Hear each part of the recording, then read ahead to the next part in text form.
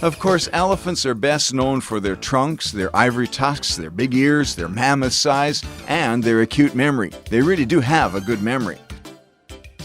In fact, the matriarchal leader of the herd can remember where every fruit tree and watering hole is on their migration routes. Not only remember it, but pass this information on to the younger elephants.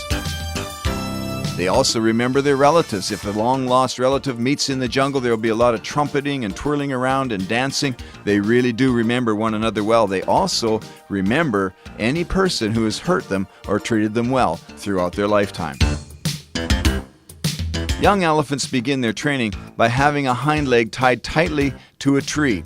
They soon learn that they cannot just go where they want when they want. As the mahout lengthens the chain, the elephant learns that there's a parameter, there's a limit as to how far he can go. And in fact, mahouts in Thailand have explained to us that as long as you leave the small chain around the elephant's ankle, you can take him anywhere in the jungle, and he actually believes that he's still tied to that tree way back there.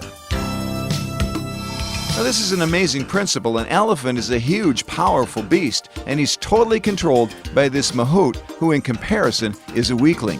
Over the months and the years, the mahout has established in the elephant's thinking that he can only go so far. He can no longer remember this one thing, that he is big, powerful, and free to go wherever he wants. As God's creation, He's made us with unlimited potential. Yet so many times we have the same limitations that the elephant has in his mind, chains that hold us back, that define a parameter that we dare not step beyond. In the book, On to Perfection, we're dissecting some of the principles found in the Word of God that are to release us into the fullness of the potential that God has called us to. Now, this word is quick, it's powerful, sharper than any two-edged sword. It describes the thoughts and the intents of God's heart and our heart. It aligns us with the faith that we need to go beyond where we are right now.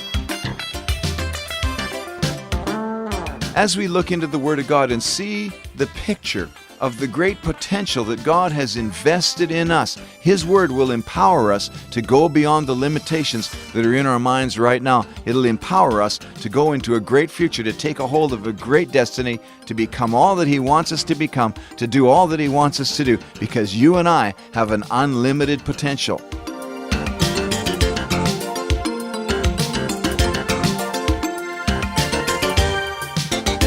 And remember, treat your elephant with respect. He will never forget you.